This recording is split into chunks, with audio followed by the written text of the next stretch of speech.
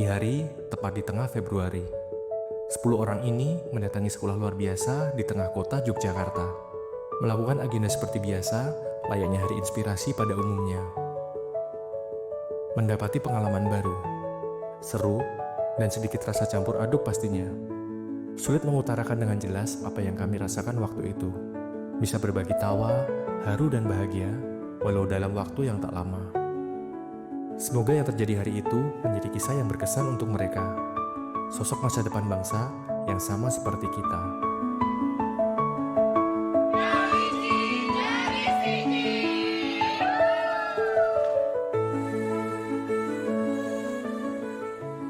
Assalamualaikum warahmatullahi wabarakatuh. Waalaikumsalam warahmatullahi wabarakatuh.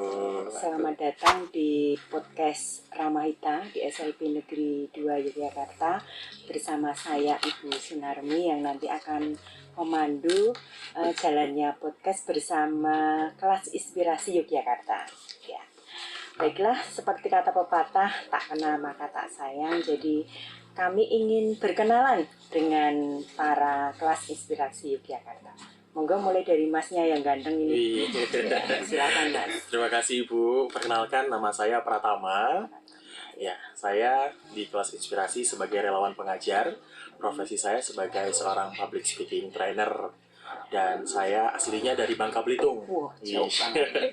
Bangka Belitung. Betul Ibu. Ya. Oke, perkenalkan nama saya Kanita Ananda. Di sini saya sebagai fasilitator, jadi dari relawan panitia lokal seperti itu. Terus asal mbak asal. Asal dari Bekasi sebenarnya, tapi di sini kuliah di Jogja seperti itu. Oh, ya. Kemudian mas. Perkenalkan, nama saya Jainal Jalaluddin. Cuman kalau di KI lebih sering dipanggil Kak JL. Kak JL. Di sini saya sebagai relawan dokumentator dan asal saya dari kota Telur Asin, yaitu Brebes. Ini saya bertemu dengan orang-orang hebat ya, pemuda dari kelas inspirasi Yogyakarta. Kami minta bagaimana awal terbentuknya kelas inspirasi Yogyakarta ini sehingga bisa menginspirasi terutama di daerah Yogyakarta. Mohon mungkin ada yang bisa bercerita dari Mas Tama atau Mbak. Terus Mas. Ya, kita duluan. Oke, sebenarnya kalau kelas inspirasi ini sendiri awalnya itu yang mencetuskan adalah Gerakan Indonesia Mengajar. Nah, kalau Gerakan Indonesia Mengajar itu kan awalnya adalah gerakan di bidang pendidikan yang memang nantinya relawan-relawan itu akan ke pelosok-pelosok Indonesia seperti kayak daerah 3T seperti itu. Nah, terus dari relawan tersebut itu mereka mencetuskan kayak bagaimana ya kayak kita tuh bisa tetap berdampak gak cuma di daerah pelosok aja gitu loh untuk gerakan pendidikannya. Nah, jadinya lahirlah ini kelas inspirasi, dan kelas inspirasi ini tuh kayak udah ada di berbagai kota gitu, jadi nggak cuma di Jogja aja gitu. Dan kelas inspirasi ini juga bersifat sukarela juga sih, jadi orang-orang yang memang masuk di sini nama ini relawan seperti itu. Dan juga kelas inspirasi itu lahir dari berbagai profesi ya, relawannya seperti itu Ibu. Jadi bukan hanya sekadar relawan guru atau yang sudah pernah mengajar, tapi memang ingin mengajak teman-teman profesi lain untuk memberikan wawasan kepada adik-adik bahwa banyak loh profesi yang saat ini sedang digeluti oleh banyak orang seperti itu. Bukan hanya profesi-profesi yang klasik, bukan hanya sekadar jadi guru atau polisi, dokter dan lain-lain. Ternyata ada bidang-bidang tertentu yang bisa jadi anak-anak kita belum tahu, itu juga termasuk salah satu profesi yang bisa mereka jadikan acuan untuk masa depannya, seperti itu. Karena kelas inspirasi ini sudah menginspirasi banyak orang ya, mungkin apa yang melatar belakangi sehingga kelas ini bisa berdiri? Oke. Mas CL yang sudah sering, yang sudah sering ikut kelas inspirasi ini. Jadi awalnya itu dari keresahan para pengajar muda yang ditempatkan oleh Indonesia Mengajar di luar pulau. Setelah selesai masa baktinya, mereka akan kembali ke kotanya sendiri. Dan ternyata di kotanya sendiri pun itu masih ada sekolah-sekolah yang sama seperti di penempatan. Dan kenapa nggak ambil bagian dari situ? Jadi akhirnya dicetuslah kelas inspirasi. Dan kelas inspirasi ini bukan sebuah komunitas atau jadi lebih ke gerakan. Karena gerakan itu berbeda dengan komunitas. Dimana kalau gerakan itu berawal dari kita dari hati, dan ada satu orang yang bergerak mengajak yang lain, lalu timbullah sebuah gerakan namanya kelas inspirasi, dan sudah banyak di berbagai kota di Indonesia yang mengadakannya.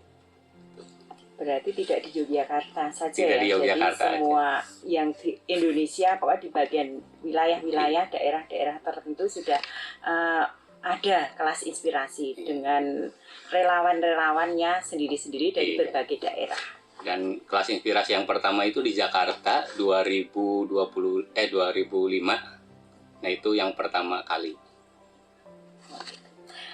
Sekarang karena ini kelas inspirasi, otomatis kita punya keanggotaan. Nah, istilah struktur organisasi, apakah di kelas inspirasi itu punya struktur, kemudian apakah harus seleksi untuk masuk ke dalam mengajar relawannya itu, atau sifatnya kita sukarela, ikhlas, itu gimana? Mohon diceritakan. Oke, sebenarnya dari kelas inspirasi itu ada 3 elemen relawan. Yang pertama itu ada relawan penyelenggara, yaitu panitia lokal. Nah, panitia lokalnya itu ada beberapa bagian. Yang pertama ada acara, fasilitator, ada rekrutmen, merchandise, dan juga lagi dokumentasi. Enggak ya? Pupdok. Oh, Pupdok, iya, ya, Pupdok gitu. Terus yang kedua itu ada relawan pengajar. Nah, relawan pengajar itu yang tadi dari berbagai profesi. Nah, itu seperti Kak Tama, seperti ini. Terus yang terakhir itu ada relawan dokumentator seperti Kak JL gitu. Jadi ada yang internalnya itu ya relawan penyelenggara, terus yang eksternalnya itu dari relawan pengajar dan juga relawan dokumentator gitu. Misalnya, kalau Prosesnya kalau dari kalangan pemuda, misalnya anak saya ingin masuk, itu harus ada apa gitu, seleksi atau apa gitu. Ya pasti tetap ada seleksinya sih. Mau dari relawan panitia lokal atau panitia penyelenggara itu ada seleksinya. Terus untuk jadi relawan pengajar dan juga dokumentator itu juga ada seleksinya lagi. Seperti itu. Seleksinya mungkin nggak terlalu ketat, yang penting kita Sukarela, betul. Sukarela itu intinya ya. Yang penting tahu tujuan kita mau ngapain di kelas inspirasi aja sih Bu sebenarnya. Yang tadi dibilang semuanya berawal dari hati, seperti itu. Mungkin karena kelas inspirasi, otomatis kita punya cita-cita ya. Cita-cita, tujuan, terus ya visi dan misi. Mungkin bisa diceritakan cita-citanya apa untuk tujuan kelas inspirasi ini, kemudian bagaimana komunitas ini bisa berkontribusi di pendidikan di Indonesia. Singkat saja. Yang pertama mungkin tujuan atau cita-citanya itu ketika kelas inspirasi ini bergerak adalah mungkin teman-teman yang nanti di SD, di sekolah dasar itu bisa luas gitu pengetahuannya tentang profesi. Jadi kan ada berbagai profesi gitu di luar sana, dan juga dengan itu mereka juga bisa termotivasi gitu untuk terus melanjutkan pendidikan seperti itu. Terus untuk kontribusinya di Indonesia, Ya tadi memang sudah terlihat cukup banyak sih Bu, karena tadi sudah dimulai dari 2005 kelas Iya, pertama ya, 2005. perjalanannya itu Iya, ya. sampai berarti sekarang sudah kurang lebih 10 tahun ya menjajaki ya dunia pendidikan yang notabene-nya mengajak pemuda-pemudi yang memang mereka memiliki semangat untuk berdedikasi gitu. Jadi itu juga menjadi bagian penting sih untuk mereka berkontribusi nyata seperti itu Ibu. Oke. Kami sebelumnya sudah melihat website dari kelas inspirasi Yogyakarta, itu kebanyakan itu sasarannya itu anak sekolah dasar. Nah, ini baru mungkin ini yang pertama kali di SLB, terutama SLB Negeri 2 Yogyakarta, ini suatu kehormatan. Nah, terus mungkin ada yang mendorong dari Mas atau Mbak-mbak ini, kok kenapa memilih SLB? Ya, kelas SLB terutama SLB Negeri 2. Mungkin karena dari awal kan temanya yang kita angkat itu adalah inklusivitas. Jadi kita mau mendorong teman-teman mungkin dari berbagai latar belakang itu bisa memiliki kesempatan yang sama seperti itu, Ibu. Jadi maka dari itu kita ingin mengajak SLB ini gitu. Karena mungkin kalau di Jogja sendiri kan masih mungkin minim kali ya akses tersebut gitu. Jadi kita mau mengembrace orang-orang di luar sana yang mungkin nggak tahu kelas inspirasi Jakarta atau mungkin belum tahu tentang inklusivitas untuk kayak bisa melek terkait hal ini gitu. Karena memang antara teman-teman yang memiliki hambatan dengan tidak, sebenarnya kami rasa, hemat kami juga tidak ada batasan untuk terus itu ya Bu, untuk terus bermimpi, untuk terus memotivasi diri menggapai sesuatu hal yang lebih baik seperti itu. Jadi antara kami dengan teman-teman yang notabene-nya ada di ranah inklusi pun, mereka sebenarnya sama gitu, memiliki hak yang sama, memiliki kesempatan yang sama seperti itu. Jadi ini adalah langkah awal dari kelas inspirasi Yogyakarta untuk menggandeng inklusivitas agar yang lainnya juga termotivasi seperti itu, terinspirasi bahwa oh ternyata ada loh anak-anak hebat kita, anak-anak istimewa, anak-anak dengan hambatan-hambatan, tapi mereka masih termotivasi untuk mengacu lebih baik di masa depan mereka. Berarti ini mungkin SLB 2 yang pertama kali ya? Betul Alhamdulillah, sekali, ini suatu Ibu. kehormatan ini. Pertama kali langsung di Betul SLB 2. sekali. Mungkin bisa menceritakan cerita pengalaman yang menarik. Mungkin ada yang relawan yang sudah berkali-kali, atau yang satu kali baru seperti Mas Tama. Mungkin ada cerita yang menarik dari pertama kali masuk ke kelas inspirasi. Mas JL, saya baru pertama di kelas inspirasi, Mas. Jadi saya alhamdulillah dari 2018 ikut kelas inspirasi, dan salah satu kelas inspirasi yang paling menarik itu pas di Bandung, kelas inspirasi Bandung 7. Kita dapat sekolah itu di SDIT Azkia. Nah itu sekolahannya itu cuman gedungnya itu bukan gedung kayak gini, apa berderet atau kelasnya ini. Jadi itu rumah 2 lantai cuman disulap jadi sekolah. Jadi setiap ruangannya cuma dibatasin sama triplek, nggak nyampe full ke atas.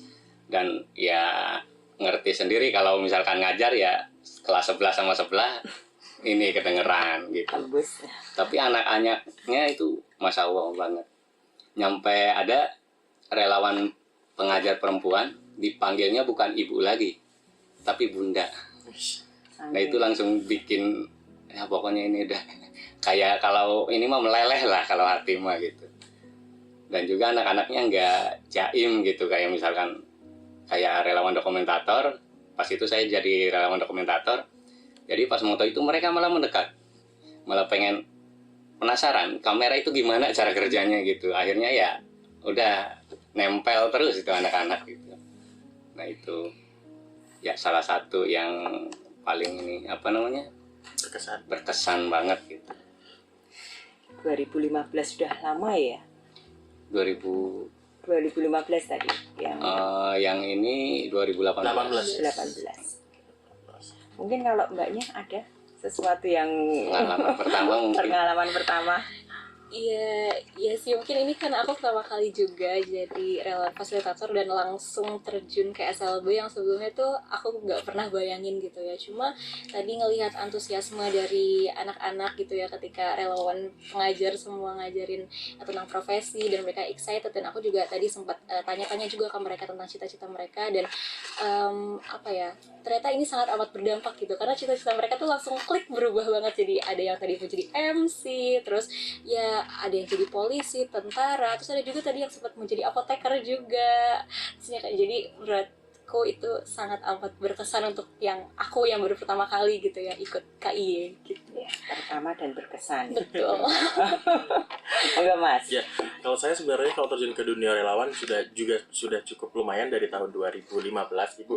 Tapi untuk di Yogyakarta memang ini adalah kali kedua saya dan pertama kali untuk ke ranah SLB seperti itu. Walaupun sebenarnya saya sudah pernah mengajar SLB seperti itu, tapi ketika di SLB Negeri 2 Yogyakarta dan saya tahu kemarin hambatannya adalah hambatan intelektual, jadi sesuatu yang baru lagi nih untuk saya, karena sebelumnya saya mengajar untuk anak-anak yang low vision seperti itu. Jadi kesan pertama saya ketika masuk ke sini ngelihat mereka yang memang tadi benar banget kata salah satu guru tadi yang menyatakan bahwa biasanya ada yang hyperaktif gitu, tapi tadi memang tidak terlihat sama sekali gitu. Jadi itu yang membuat kami merasa anak-anak ini ternyata senang sekali gitu, ada teman baru gitu yang datang menyapa mereka ke sekolah sini. Itu hal sesuatu yang unik bagi saya dan menarik tentunya. Bisa saya ceritakan lagi nanti ke batch-batch berikutnya seperti itu. Ini berarti ada pengalaman pertama yang menentukan langkah selanjutnya. Betul sekali, Bu. Kemudian ada yang sudah berpengalaman lagi seperti Mas Al tadi.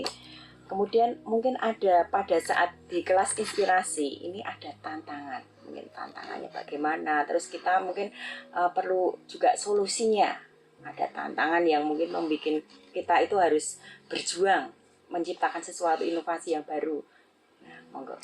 Nah, kalau bicara mengenai tantangan sebenarnya sudah sangat terlihat ya. Kalau anak-anak yang istimewa, anak-anak dengan hambatan adalah mereka yang memang memiliki fokus yang kadang-kadang mencar ya Bu ya. Kadang kita bicara A, ternyata mereka sudah berpikir B, C, dan D, dan lain-lain seperti itu. Jadi solusi untuk menghadapinya memang konsep yang saat ini saya senangi adalah bermain sambil belajar. Ajak mereka bermain terlebih dahulu, sisipkan pembelajaran di dalam bermain itu. Kayak tadi misalnya kami mengajak mereka untuk bertepuk-tepuk misalnya. Tepuk 1 kan kita sudah mengajak mereka untuk berhitung. Tepuk 2, tepuk 3 gitu kan ada hitungan di situ. Kemudian tadi ada bernyanyi dan bermain permainan misalnya, itu pun adalah salah satu trigger yang baik untuk anak mengasah kognitif mereka untuk berpikir walaupun dengan hal-hal yang sederhana seperti itu Ibu. Bermain sambil belajar tapi tidak terasa. Betul sekali. Mungkin Mas yang sudah pengalaman ada itu tantangan, solusi, mungkin bisa berbagi nanti. Kalau dari saya pribadi itu kadang tantangannya satu di cuaca kayak gitu. Jadi bukan dari ini karena relawan dokumentator ya. Jadi kayak kemarin terakhir itu kelas inspirasi Pati, pas kita mau berangkat itu ternyata di Demak, Semarang, sama Kudus itu banjir. Jadi itu emang kita diuji sebagai relawan, Iya. apakah mau berangkat atau kita mundur. Tapi alhamdulillah bisa berangkat juga akhirnya, walaupun ini nyampainya ya agak malam juga. Nah, terus perihal tantangan pas kelas inspirasinya, karena saya relawan dokumentator, mungkin ada sebagian sekolah yang pernah didatangi itu muridnya itu kalau mau dipoto itu susah gitu. Nah, walaupun ya akhirnya ya itu menjadi tantangan gimana caranya biar bisa dipoto dengan bagus, nah gitu. Terus kadang kan ada kelas juga yang gelap gitu kan, atau pas di luar mendung, jadi di dalam itu gelap. Nah itu karena kamera kan melukis dengan cahaya, jadi kalau kurang cahaya kan kita PR juga gitu. Sedangkan kalau misalkan di kelas inspirasi itu sebisa mungkin jangan menggunakan flash kamera, karena kan itu merusak konsentrasi anak-anak. Kalau misalkan ada lampu flash kan langsung anak-anak langsung fokusnya ke lampu flash gitu. Nah itu paling. Tapi alhamdulillah sih masih bisa kondisikan. Berarti mungkin setiap dari tantangan ada solusi, kemudian ya dari solusi itu kita menjadikan pembelajaran. Iya. Kemudian ini dampak dan evaluasi, bagaimana kelas inspirasi Yogyakarta itu mengukur dampak kegiatan yang telah dilakukan. Dampaknya itu diukur itu apa yang telah kalian lakukan. Kemudian ada cerita sukses positif dari yang kelas inspirasi Yogyakarta yang dilakukan itu, terus membawa perubahan apa yang signifikan lah gitu dampaknya. Dampak perubahan yang signifikan yang sudah dilakukan. Oke. Mungkin cara mengukur dampaknya itu kan kayak seperti setelah kita ada HI itu kan ada refleksi ya. Jadi kalau refleksi itu nanti dari pihak sekolah dan juga dari relawan itu saling kayak bertukar mungkin evaluasi gitu terkait hari inspirasi ini tuh bagaimana berjalannya, apakah lancar atau mungkin ada kekurangan dan sebagainya gitu. Dan di situ kan kita juga saling bertanya terkait apa sih habis ini yang akan kita lakukan gitu. Mungkin apakah kita bisa mengembangkan kelas inspirasi mungkin lebih mungkin lebih inklusif seperti itu. Terus juga macam jadi katanya. Ya, kalau parameter secara kuantitatif mungkin belum ditemui ya Ibu ya.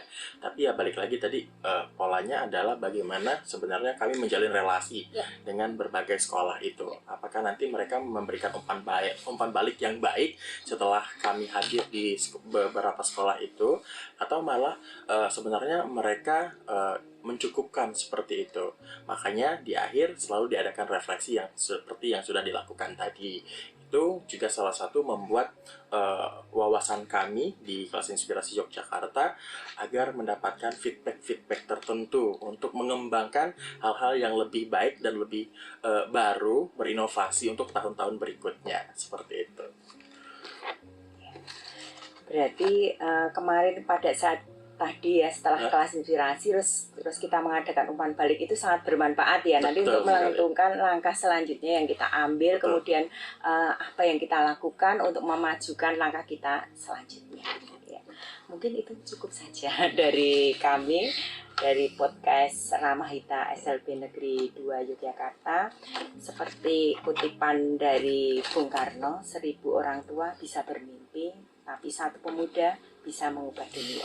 Mungkin diawali dari kelas inspirasi Yogyakarta ini sudah menginspirasi di SLB Negeri 2 Yogyakarta, diawali dari sini mungkin dengan tindakan keikhlasan dari mbak-mbak, mas-mas semuanya nanti bisa menginspirasi, bisa mengubah dunia pendidikan menjadi lebih baik. Iya. Sekian dari kami podcast Ramahita SLB Negeri 2 Yogyakarta. Mohon maaf sekiranya kalau ada kesalahan. Terima kasih. Satu pantun boleh Ibu untuk Boleh. Silakan. Oke. Bunga mawar tumbuh di taman, Cakep. tumbuh indah di taman kota. Cakep. Hari ini kami sangat berkesan. Matur sembah nuwun SLB Negeri 2 Yogyakarta. Terima kasih sudah menyimak. Mari dukung upaya SLB Negeri 2 Yogyakarta membentuk murid yang beriman, berbudaya, berprestasi, dan mandiri.